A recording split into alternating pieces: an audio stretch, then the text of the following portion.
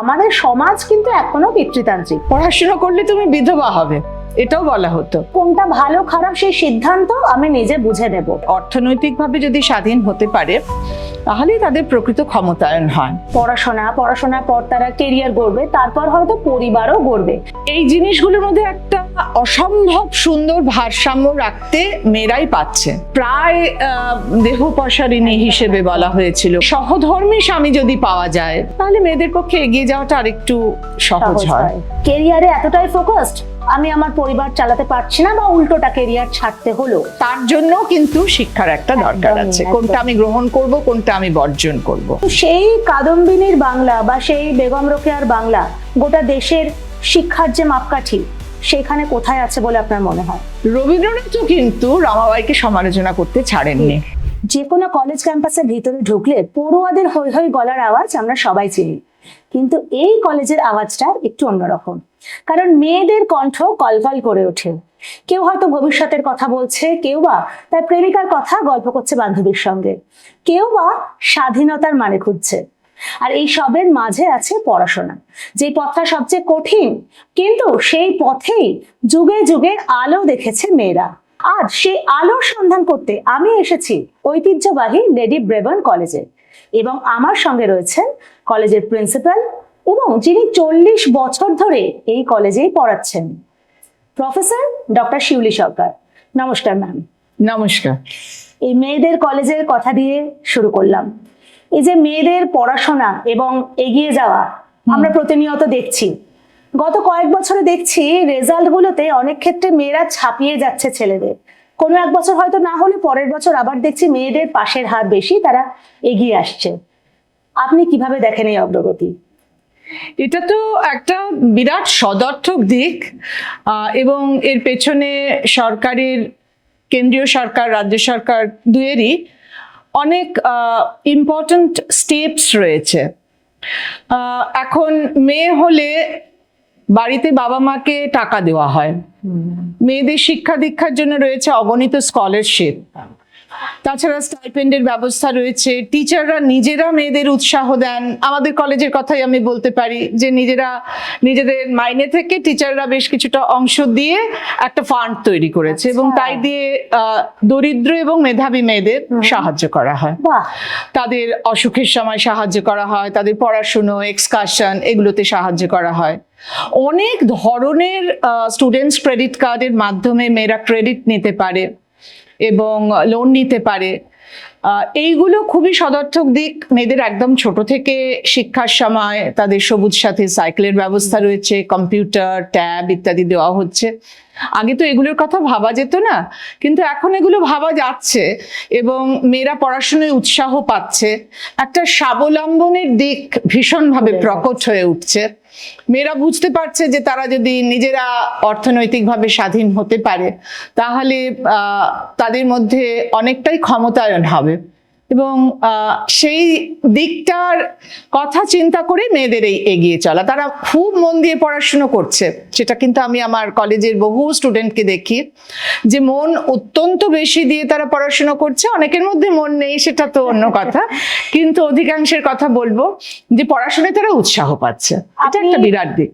আপনি সরকারের কথা বললেন, আপনি আপনার কলেজের উদ্যোগের কথা বললেন, কিন্তু আমাদের সমাজ কিন্তু এখনো পিতৃতান্ত্রিক, এবং এই সমাজে একসময় মেয়েদের বলা হতো বেশি পড়াশোনা করিস না, বিয়ে হবে না।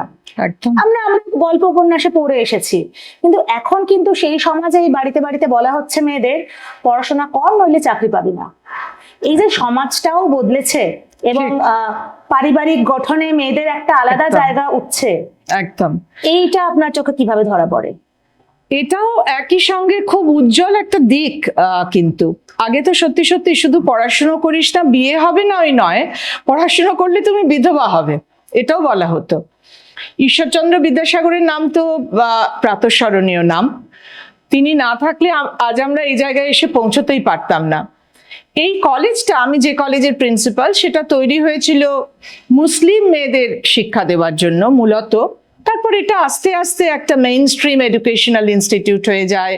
মুসলিম ছাড়াও অনেক অমুসলিম মেয়ে এখানে শিক্ষা দীক্ষা নিচ্ছে, এবং এখন মেয়েরা বুঝতে পারছেন, এবং সব থেকে বড় কথা তাদের অভিভাবকরাও বুঝতে পারছেন যে লেখাপড়া করে একটা জীবিকার পথে যদি মেয়েরা যায় এবং সেটা যদি একটা ভদ্র জীবিকা হয়, তাহলে তাদের আত্মবিশ্বাস অনেক বাড়বে, সমাজ অনেকটা এগিয়ে যাবে, পরিবার অনেক সুবিধে পাবে। ফলে সকলেই উৎসাহিত করছেন মেয়েদের, নিশ্চয়ই সরকার করছেন, এবং সরকারের সঙ্গে সঙ্গে পরিবারগুলো এগিয়ে এসছে। হ্যাঁ, গ্রামীণ চিত্রটা কিছুটা আলাদা তো অবশ্যই, কিন্তু সেখানেও কিন্তু একটা বেশ বৈপ্লবিক পরিবর্তন ঘটছে। একদম। এখন এই যে মেয়েরা পড়াশোনা করে এগিয়ে গিয়ে কেরিয়ার গড়ছে, এবার এই যে কেরিয়ার মানচিত্র, সেখানে মেয়েদের তারা যেমন সেনাবাহিনীতে যোগ দিচ্ছে, তারা একাডেমিক্সে আসছে, তারা পলিটিক্সে একটা লিডিং রোল নিচ্ছে, কিসে নেই? তো এই যে আজকে কেরিয়ার মানচিত্রটা এত বড় হয়েছে এবং এমন কোনো প্রান্ত নেই যে ছুতে পারছি না, এই প্রসারটা কিভাবে সম্ভব হলো? কারণ একটা সময় পর্যন্ত মেয়েরা পড়লেও টিচার হবে, হ্যাঁ, বা মানে এরকম কোনো ঘরোয়া কাজেই তারা থাকবে, ছড়িয়ে গেল কিভাবে? আমি আমার স্টুডেন্টদের দিয়ে দেখি যে সকলেই ভালো রেজাল্ট করা মানে এই নয় যে সবাই একাডেমিক্সে থাকতে চায়। তাদের মেধা আছে খুবই, কিন্তু তাদের মানে মনের দরজা জানালাগুলো আরো অনেক প্রসারিত, তারা আরো অনেক দিকে যেতে চায়, উঠতে চায় অবশ্যই। এবং মানে পড়ানোয় ন্যাক বা রিসার্চ করায় ন্যাক অনেকের নাই থাকতে পারে। তো এই সমস্ত ব্যাপারে কলেজগুলোর ক্ষেত্রে এখন কম্পালসারিলি যেটা হয়েছে, একটা career counselling and placement sell বা কেরিয়ার কাউন্সেলিং কমিটি থাকছে, যেখানে অনেক অ্যাওয়ারনেস প্রোগ্রাম হচ্ছে ফর স্টুডেন্টস, যাতে করে তারা যারা একাডেমিক্সে ইন্টারেস্টেড তারা দেখতে পাচ্ছে আরো বেশি হায়ার এডুকেশন কোথায় নেওয়া যায়, কোথায় আমি পিএইচডি করতে পারি, বা পোস্ট ডকের সুযোগ কোথায় বেশি আছে। সেই সব বিভিন্ন ইউনিভার্সিটি দেশি বিদেশি যেমন আসছে, ঠিক তেমনি বিভিন্ন কেরিয়ারের, এই যে সেনাবাহিনীর কথা উঠলো, হ্যাঁ আর্মি থেকেও হয়েছিল, মানে যেগুলো মেয়েদের জন্য খুব অফবিট কর্মক্ষেত্র আর কি, সেগুলোর কথাও কিন্তু চিন্তা করা হচ্ছে। প্লেসমেন্টের বিভিন্ন অর্গানাইজেশন আসছে, অনেক নতুন ধরনের প্লেসমেন্টের কথা ভাবছে মেয়েরা, এবং তাদের ভাবানো হচ্ছে।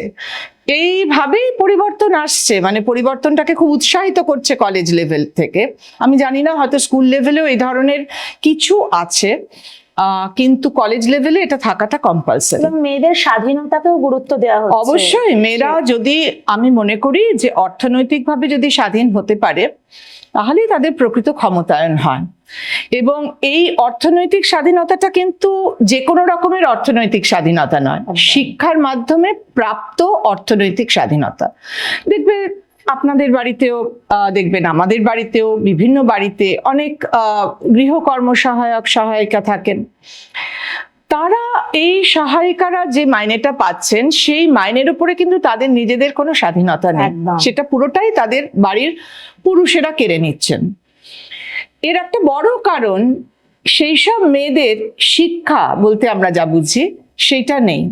তারা অর্থনৈতিকভাবে নিজেরা উপার্জন করছেন, এ বিষয়ে কোনো সন্দেহ নেই, কিন্তু সেই অর্থনৈতিক স্বাধীনতাটা যেহেতু শিক্ষার মাধ্যমে আসেনি, তার ফলে সেই অর্থনৈতিক স্বাধীনতাটা খুব বেশি স্থায়ী হয় না বা সুদূর প্রসারী হয় না।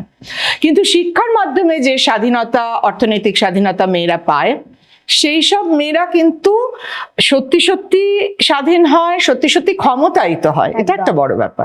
কিন্তু এই যে স্বাধীনতা বা ক্ষমতা, এটা তো শুধুই আমি টাকা রোজগার করব, নিজের ইচ্ছায় চলবো, এইটুকু নয়। স্বাধীনতার অর্থ তাহলে সংকুচিত হয়ে যায়। স্বাধীনতার অর্থ আমার যেটুকু মনে হয় যে কোনটা ভালো খারাপ সেই সিদ্ধান্ত আমি নিজে বুঝে নেব।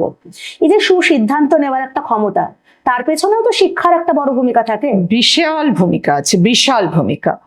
কারণ সে যখন শিক্ষিত হচ্ছে, শিক্ষা বলতে কিন্তু শুধুমাত্র তার কলেজ লেভেল বা স্কুল লেভেল বা ইউনিভার্সিটি লেভেলের কিছু ডিগ্রি পাওয়া তাই নয়। সে তো শিখছে কোনটা ভালো কোনটা মন্দ। সে বুঝতে পারছে যে তার বাড়ির বোনটি, তাকে বিজ্ঞান শাখায় পড়ানো উচিত না বাণিজ্য শাখায় পড়ানো উচিত। সে বুঝতে পারছে তার বাবার পেনশন নেই, কিন্তু প্রভিডেন্ট ফান্ডের কিছু টাকা এসেছে, সেই টাকাটা কোন প্রকল্পে রাখলে বাবার একটা মাসিক উপার্জন হবে। এই যে ফাইন্যান্সিয়াল লিটারেসি বা ডিজিটাল লিটারেসি বা কি ধরনের কথা মোবাইল ফোনে এলে আমি উত্তর দেব না, একদম এই যে সাইবার লিটারেসি, একদম লিটারেসি এই বিভিন্ন লিটারেসি কিন্তু সত্যিকারের শিক্ষা অর্জন করলে তবেই পাওয়া যায়। এবং এ ব্যাপারেও আমি বলবো কলেজগুলো খুবই সদর্থক ভূমিকা নিচ্ছে। বিভিন্ন ধরনের এই লিটারেসির যে অ্যাওয়ারনেস প্রোগ্রাম আর কি, বা লিটারেসি প্রোগ্রাম বলতে পারি, সেই ধরনের কিন্তু কলেজে অনবরত, মানে তাদের সিলেবাস অনুযায়ী যেমন ক্লাস হচ্ছে, পরীক্ষা হচ্ছে, পাশাপাশি এই ধরনের প্রোগ্রামগুলোও হচ্ছে।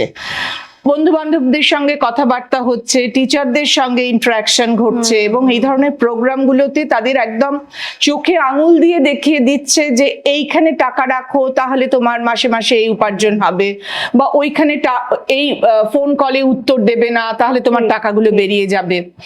এইগুলো সবই শিক্ষা, একদমই তাই। এবং পরিবারকে এগিয়ে নিয়ে যাওয়া, সমাজকে এগিয়ে নিয়ে যাওয়া, পুরো জাতিকে এগিয়ে নিয়ে যাওয়ার জন্যই তো আমার মনে হয় এগুলো সবই শিক্ষা। এবং মেয়েরা খুব মনোযোগ দিয়ে এই শিক্ষাগুলো নিচ্ছে এবং প্রয়োগ করছে, তাই জন্য পরিবর্তনটা অবশ্যই অবশ্যই।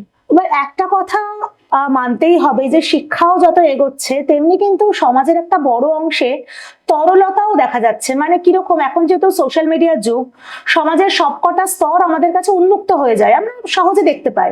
তো সেখানে অনেক সময় চোখে পড়ে যে শিক্ষার ভার বা ধার হয়তো নেই, কিন্তু শো অফ করা, দেখনদারি যেটাকে বলে, খুব বেশি মাত্রায় চোখে পড়ে, বা কোথাও একটু লঘু হয়ে যায় যে এই উল্টো দিকের শিক্ষার চেষ্টাটা। আপনার চোখে পড়ে এই পরিবর্তন? পড়ে, অবশ্যই পড়ে।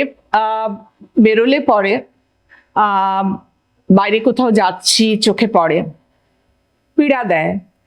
কিন্তু আমার মনে হয় যে কোনো চকচকে জিনিস যেমন শোনা হয় না, সেইটা বুঝতেও তো লোকের একটু সময় লাগে।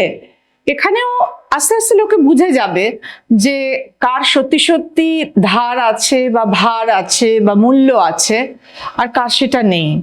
কাজেই লোকেদের যে, মানে মানুষের যে মূল্যায়ন, সমাজের যে মূল্যায়ন, সেখানে কিন্তু এরা আলটিমেটলি মার খাবে। আশার কথা বললেন আপনি, আমার মনে হয় তাই। আচ্ছা, এই যে মেয়েদের পড়াশোনার পর তারা কেরিয়ার গড়বে, তারপর হয়তো পরিবারও গড়বে, গড়াটা বাঞ্ছনীয়। এই যে তিনটে ইকুয়েশন, তিনটে সমীকরণ একসঙ্গে চালিয়ে নিয়ে যাওয়া এত কঠিন কেন এখনো? এই ব্যাপারে কিন্তু মেয়েরা অনেকটা এগিয়ে আছে আমি বলবো। কারণ এই যে ব্যালেন্সিং, একদিকে পড়াশুনো, একদিকে কেরিয়ার,